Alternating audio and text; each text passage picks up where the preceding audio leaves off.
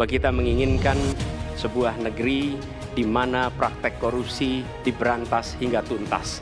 Bahwa saat ini kita di persimpangan jalan antara tetap menjadi negara hukum di mana kekuasaan dikendalikan oleh hukum, atau kita menjadi negara kekuasaan di mana hukum diatur dan dikendalikan oleh penguasa. Tugas dari pimpinan tertinggi memberi contoh. Dari mulai calon presiden sudah diuji, apa dia kompromi atau tidak pada etika. Oke? Pemilu ini tentang masa depan. Anda pemilik masa depan. Saudara-saudara sekalian, kita harus selalu ingat bahwa kemerdekaan ini didapatkan melalui proses yang sangat panjang. Berganti-ganti negara-negara lain datang menindas kita, merampas kita. Dan ini adalah hukum sejarah manusia. Yang kuat akan menindas yang lemah. Kita ingin lebih maju, kita ingin lebih baik, kita ingin lebih adil, kita ingin hilangkan kemiskinan, dan kita ingin hilangkan korupsi.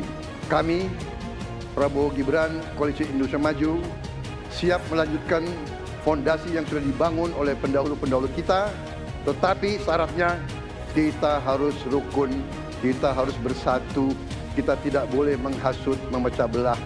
Kita tidak boleh untuk kepentingan sesaat mengorbankan persatuan, kesatuan, kerukunan bangsa Indonesia. Hanya dengan kerukunan, hanya dengan kearifan, hanya dengan kebersihan jiwa, tidak dengan permainan kata-kata retorika. Ini panggilan sejarah buat Ganjar Mahfud. Kami hanya di level kecamatan. Kami telah terbiasa mencoba mendengarkan keluh kesah rakyat. Maka inilah cara kita membangun melibatkan mereka tanpa meninggalkan mereka. No one left behind. Yang kedua, bagaimana pemerintah betul-betul bisa melayani dengan memberikan teladan dari pemimpin tertinggi yang anti korupsi, yang menunjukkan integritas, yang menunjukkan layanan pemerintahan yang mudah, murah, cepat, sat. Mari kita konsisten antara pikiran, perkataan, dan perbuatan, dan saya berdiri bersama.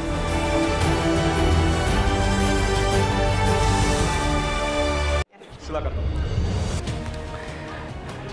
Saya rasa kita sama, rakyat Indonesia, saya, kita semua, bahwa kita menginginkan sebuah negeri di mana praktek korupsi diberantas hingga tuntas. Pemerintah memberikan pelayanan yang terbaik. Dan kemudian kita menjunjung tinggi etika. Kita sama di situ. Karenanya saya ingin sampaikan kepada semua bahwa saat ini kita di persimpangan jalan antara tetap menjadi negara hukum di mana kekuasaan dikendalikan oleh hukum, atau kita menjadi negara kekuasaan di mana hukum diatur dan dikendalikan oleh penguasa. Oke? Dalam situasi itu saya ingin sampaikan ini adalah sebuah gerakan perubahan. Kita sama-sama. Kita ingin mengembalikan tetap menjadi negara hukum di mana kekuasaan dikendalikan. Dan saya ingin sampaikan bahwa etika dijunjung tinggi. Ketika terjadi pelanggaran etika, jangan bersembunyi di balik keputusan hukum. Justru kita harus mengatakan bahwa tugas dari pimpinan tertinggi memberi contoh. Bila ada pelanggaran etika, maka itu adalah mendasar. Bila tidak, maka ke bawah, ke seluruh rakyat, semua akan kompromi. Dan praktek orang dalam yang tadi saya sampaikan akan merusak sendi-sendi kehidupan bernegara kita. Rusak kita. Karena itulah penting sekali kita menjunjung tinggi etika. Dan itu dilakukan oleh siapa? Dari mulai calon presiden sudah diuji. Apa dia kompromi atau tidak pada etika. Oke? Lalu bagi anak-anak muda, kita semua menyadari pemilu ini tentang masa depan. Anda pemilik masa depan. Saya yakin Anda akan memilih yang serius untuk jadi presiden. Bukan yang main-main untuk jadi presiden. Dan ketika kita berbicara tentang masa depan, maka saya ingin sampaikan kepada semua, kebebasan berpendapat akan dijamin. Kita tidak mengizinkan lagi situasi di mana orang takut. Maka itu saya sampaikan, Wakanda no more, Indonesia forever. Baik, waktu Anda habis, Bapak. Baik, selanjutnya kami persilakan calon presiden nomor urut 2, Bapak Prabowo Subianto untuk menyampaikan pernyataan penutup.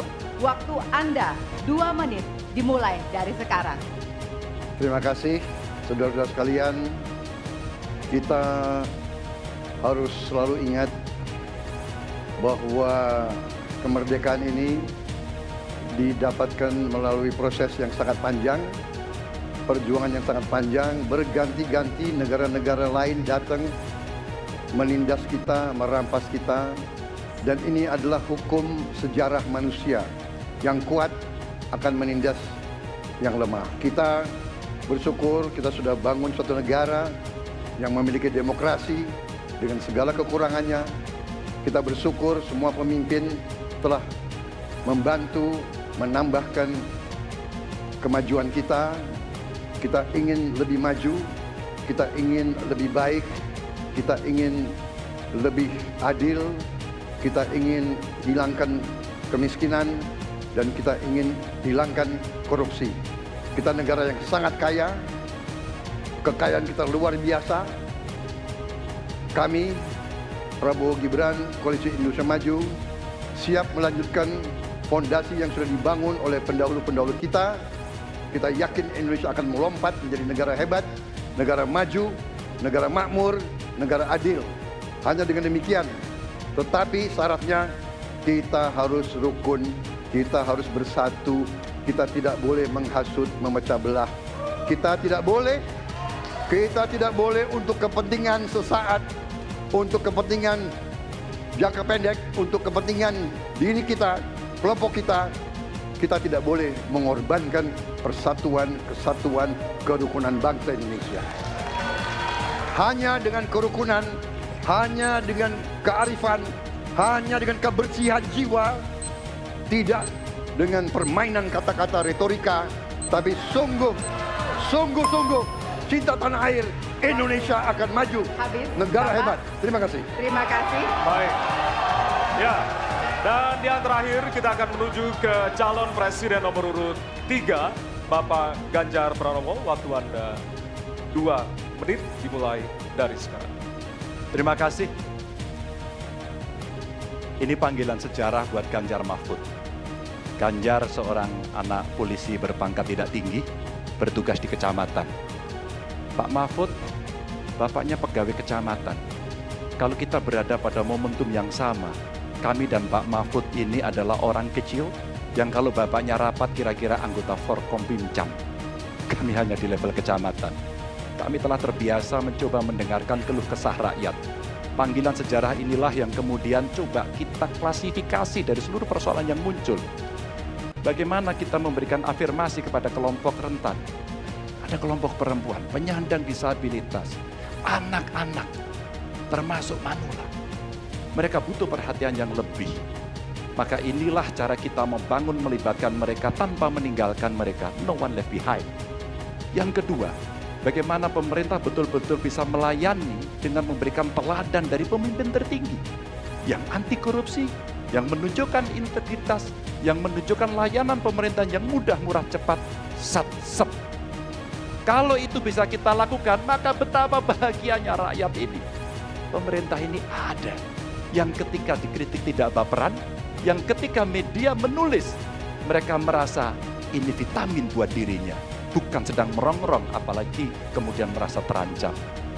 Maka kalaulah kemudian demokratisasi ini bisa kita laksanakan dengan baik, sesuai dengan amanah reformasi, nggak ada lagi cerita Bu Sinta, nggak ada cerita Mas Butet, nggak ada cerita Melki, tidak ada itu. Karena dewasa kita dalam berdemokrasi, maka dalam penghormatan terhadap HAM, mari kita konsisten antara pikiran, perkataan, dan perbuatan. Dan saya berdiri bersama korban untuk keadilan. Terima kasih. Mohon maaf kalau ada kata-kata saya yang